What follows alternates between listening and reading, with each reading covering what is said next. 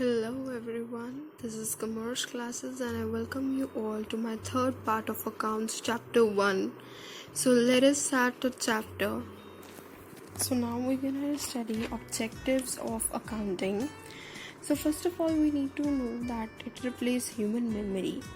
So सबसे पहले मैंने आपको बताया था कि we cannot remember all the transactions, तो ये हेल्प करता है कि हम उन ट्रांजैक्शन को प्रॉपरली नोट कर सकें और हमारी ह्यूमन मेमोरी को जो है ये रिप्लेस करता है. The main objective, importance and feature है ये बहुत ही इम्पोर्टेंट ऑब्जेक्टिव भी है, फीचर भी है एंड इम्पॉर्टेंट पॉइंट भी है जो हर जगह यूज़ होगा.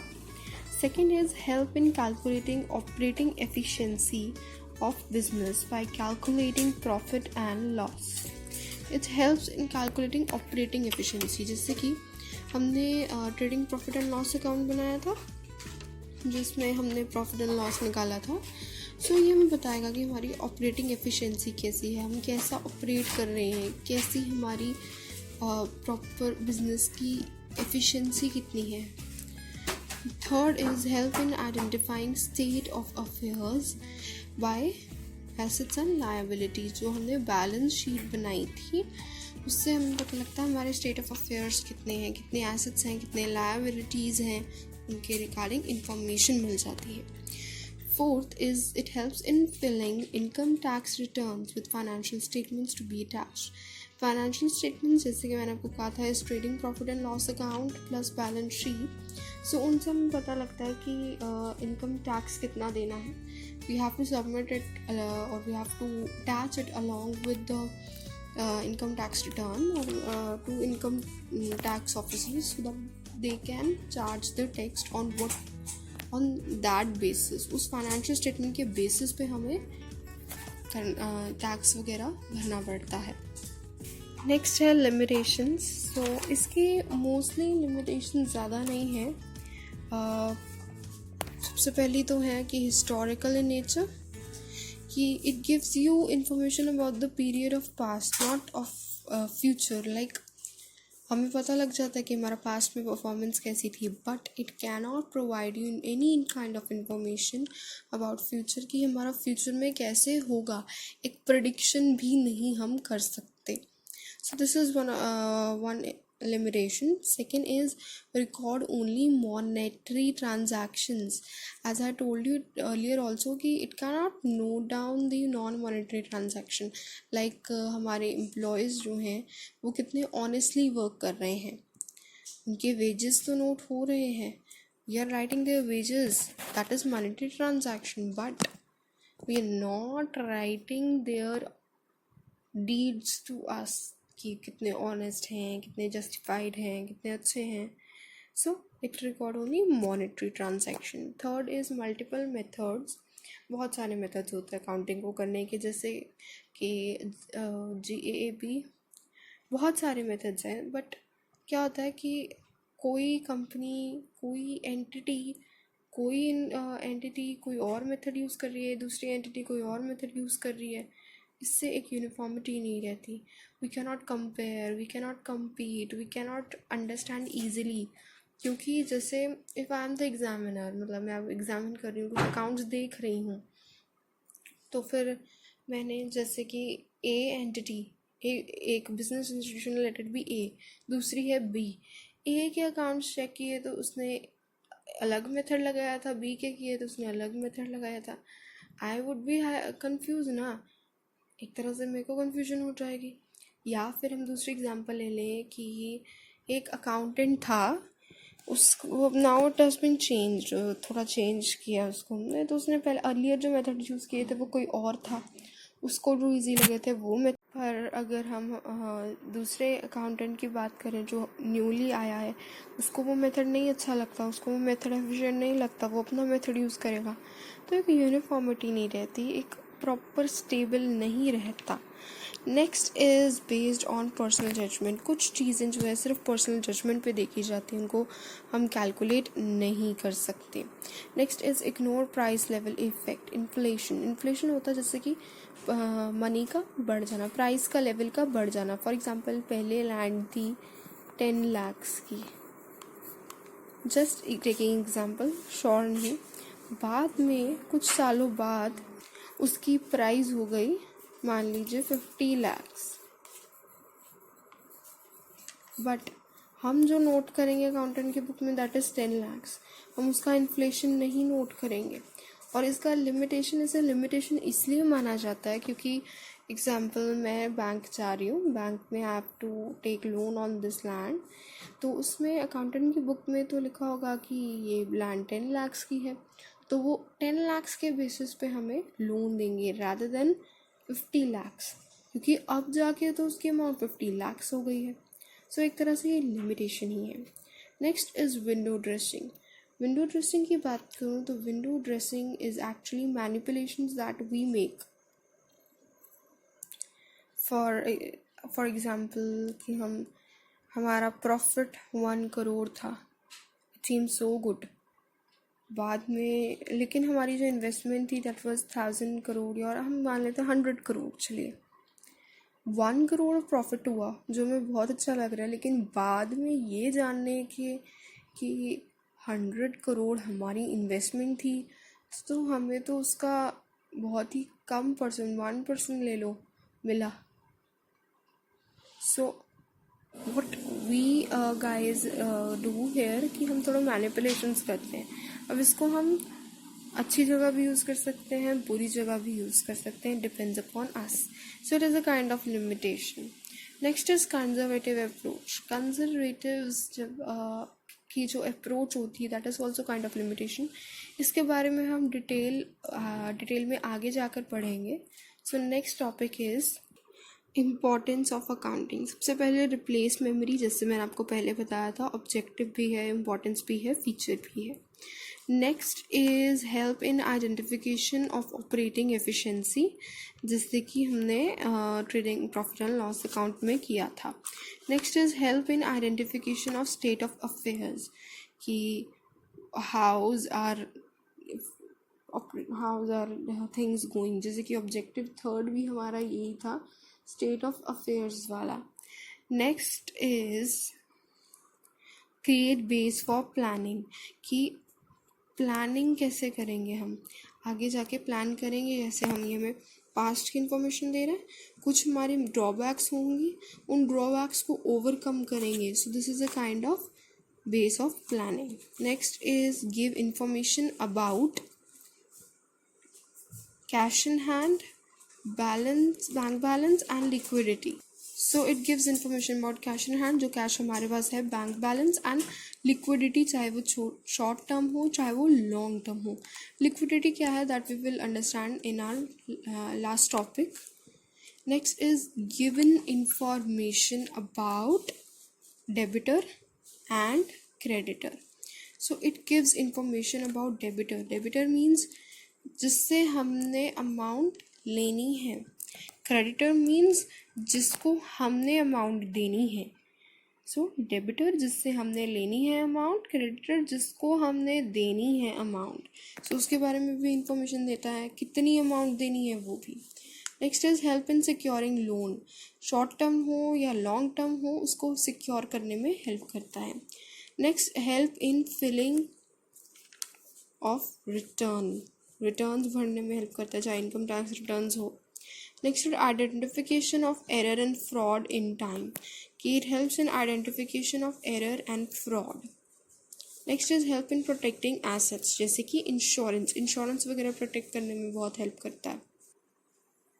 Next is increase possibility of achieving targets, हम टारगेट्स बहुत जल्दी से जल्दी अचीव कर सकते हैं।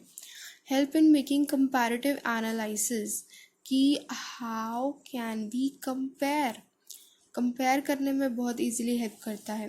Next create database for manager to report business mean about every aspect, हमारे हर एक कहते हैं ना, हर एक यूज़र को जिसको हमने इन्फॉर्मेशन प्रोवाइड करनी है, उसको इन्फॉर्मेशन प्रोवाइड करने में बहुत इजीली हेल्प करता है। Next is book keeping, accounting and accountancy. So you can see here in the chart that bookkeeping is identification, measuring, recording and classification. So ध्यान से सुनेगा, ये बहुत ही important topic है। हम समझते हैं कि book keeping, accounting and accountancy all are the same, but not at all. पहले समझ लेते हैं बुक कीपिंग होती क्या है. सो बुक कीपिंग में हमारे 4 एस्पेक्ट्स आते हैं, that is identification, measuring, recording and classification. So we should know, जो हमने 4 चीज़ें पढ़ी थी. आइडेंटिफिकेशन, जैसे वो सेल्स एंड रिपोर्ट वाला. Measuring, recording, classification.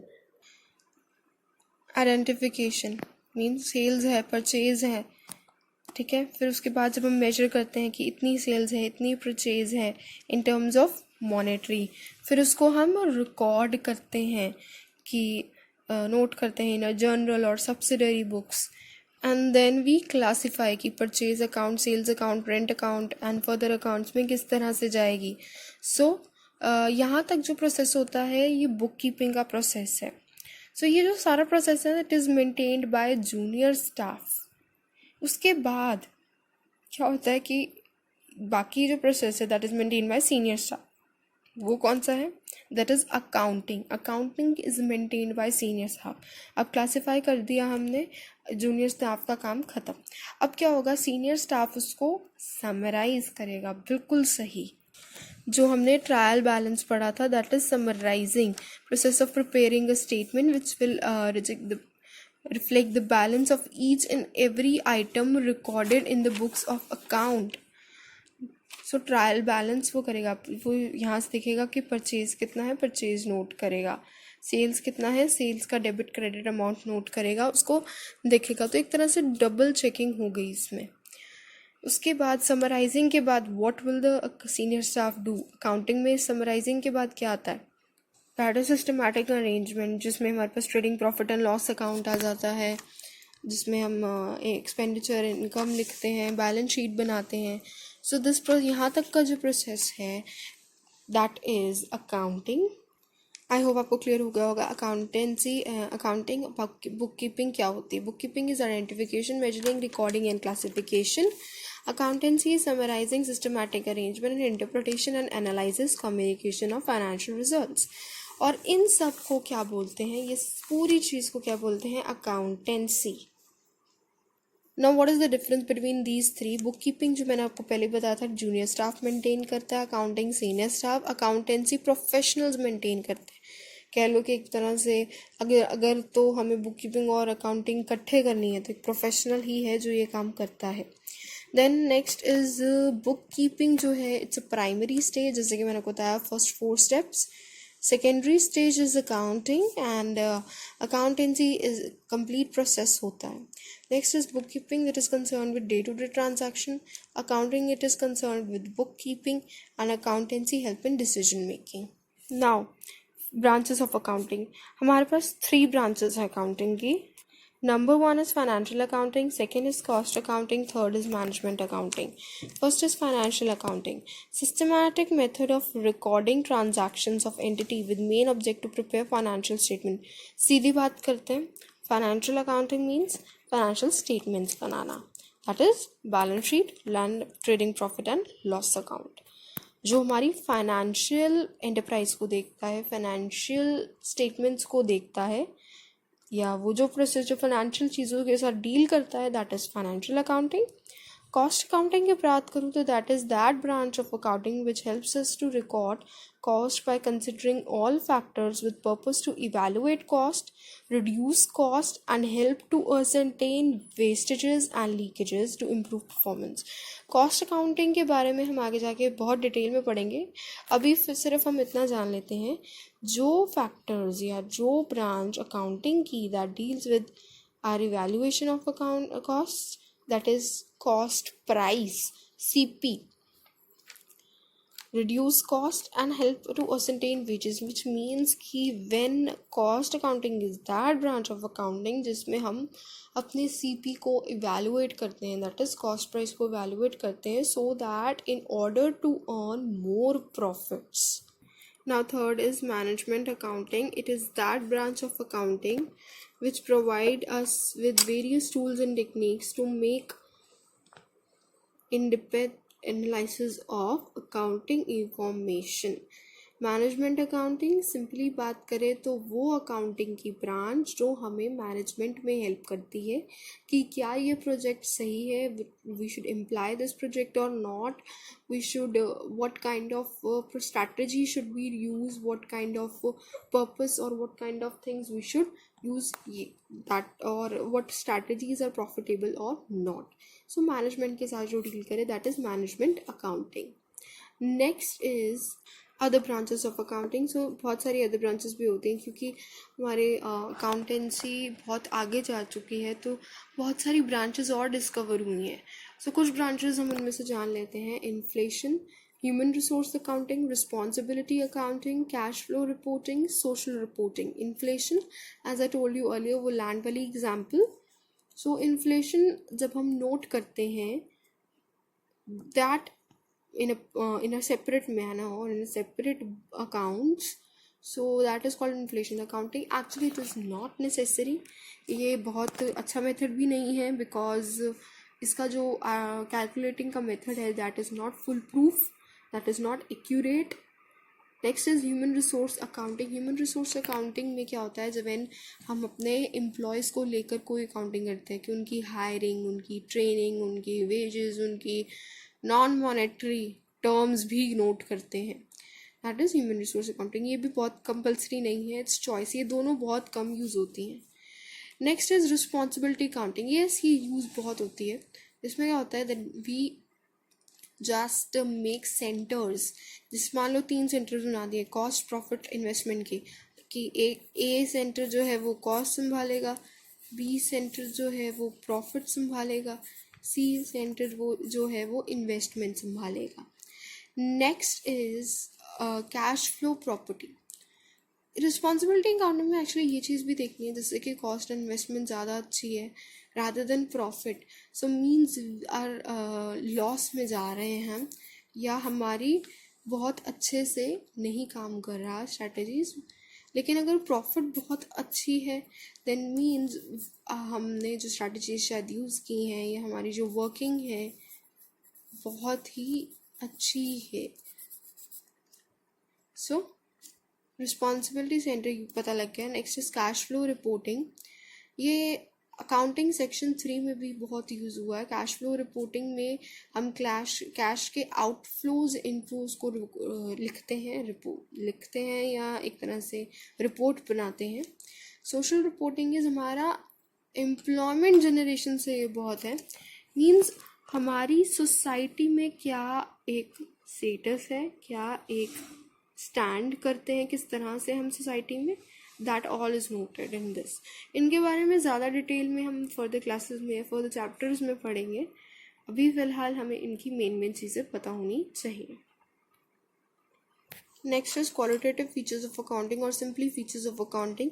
जो फीचर्स हमें अकाउंटिंग के मेन चाहिए दैट इज़ कंपेरेबल. हमेशा ये याद रखना कि आप कोई भी मेथड यूज़ करो, दीज आर 3 मेथड्स, इसके अलावा और भी होते हैं. तो जब भी हम कोई मेथड यूज़ करते हैं कोशिश करिए एक ही मेथड यूज़ कीजिए ताकि वो कंपेरेबल हो. अगर कंपेरेबल होगा तो it will be also easy as to come into competition or to succeed in that competition. So comparable होना चाहिए. इसको हम कैसे कर सकते हैं, by using one kind of accounting technique. Next is relevant. Relevant information होनी चाहिए. ये नहीं कि पूछा कुछ है और आप लिख कुछ रहे हो. ठीक है, ये नहीं कि आपको जैसे मॉनेटरी ट्रांजैक्शन पूछे, एम्प्लॉय की मान लीजिए वेजेस पूछी आप लिख रहे हो, जैसे ए एम्प्लॉय की आप लिख रहे हो 10,000 वेजेस है और साथ में लिख रहे हो ऑनेस्ट है, उसका ये है, उसके रिलेटेड एक्स्ट्रा इन्फॉर्मेशन लिख रहे हो. No, that is not relevant. आपको जितना पूछा जाए उतना ही लिखिए. रिलायबल का मतलब है कि हम उस पर रिलाई कर सकें, फेथफुल होनी चाहिए, कुछ बीच में गलत ना लिखा हो क्योंकि हम उस पर रिलाई नहीं कर सकते.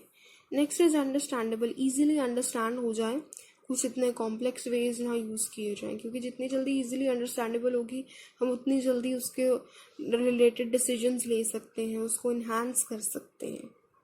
नेक्स्ट है यूजर्स ऑफ अकाउंटिंग इंफॉर्मेशन, कि हमारे कौन कौन से यूजर्स होते हैं. फर्स्ट इज इंटरनल यूजर्स, जिसमें हमारे पास प्रॉपर्टीज, मैनेजमेंट एंड एम्प्लॉयज़ आ जाते हैं. Properties, management, and employees. So properties. If I'm talking about properties are the businessmen. Management and employees. The businessmen are employers and they employ employees. So properties need information to check return on investment, whether their return on investment is right or wrong. कि अगर वो invest कर रहे हैं तो उनको उस पर कितना रिटर्न मिल रहा है. अगर सही मिल रहा है तो फिर दे नीड टू इन्वेस्ट. उनका बिजनेस अच्छा चल रहा है, वो उस चीज़ से इनकरेज करते हैं एम्प्लॉयज़ को. एम्प्लॉयज़ को क्या चाहिए होते हैं, ताकि वो चेक कर सके कि उनका जो बोनस मिल रहा है उन्हें, दैट इज़ एक्यूरेट और नॉट. उनका जो बोनस है, उनको जॉब सिक्योरिटी मिल रही है, उनको जॉब सेटिस्फैक्शन मिल रही है, दैट इज़ राइट और रॉन्ग. कि इसलिए उनको अकाउंट्स को इन्फॉर्मेशन चाहिए होती है. मैनेजमेंट को इन्फॉर्मेशन चाहिए होती है for planning and controlling to increase efficiency. कि उन्होंने किस तरह से वो आगे प्लान करेंगे, किस तरह से वो कंट्रोल करेंगे, किस तरह से वो इंक्रीज़ करेंगे अपनी एफिशिएंसी को. रिमेंबर वन थिंग कि एक business enterprise is never run by only one person. There are businessman who invest और हु स्टार्टेड. मैनेजमेंट जो डायरेक्टर्स बनते हैं, बोर्ड ऑफ डायरेक्टर्स भी, एम्प्लॉयज़ जो काम करते हैं, that is a kind of people who work for it, who make things possible for it. So ये सब चीज़ें हैं internal users की. Next is external users. What is the difference between external and internal users is that कि external users जो हमारी company के बाहर हैं, जो हमारी कंपनी में रहकर काम नहीं कर रहे हैं. इंटरनल जो हमारी कंपनी के 3 मेजर हैं, जैसे बिजनेसमैन, मैनेजमेंट एंड एम्प्लॉयज़. ये तीनों एक्सटर्नल जो इस चीज़ के बाहर आ जाते हैं, जैसे कि creditors means to check short term solvency.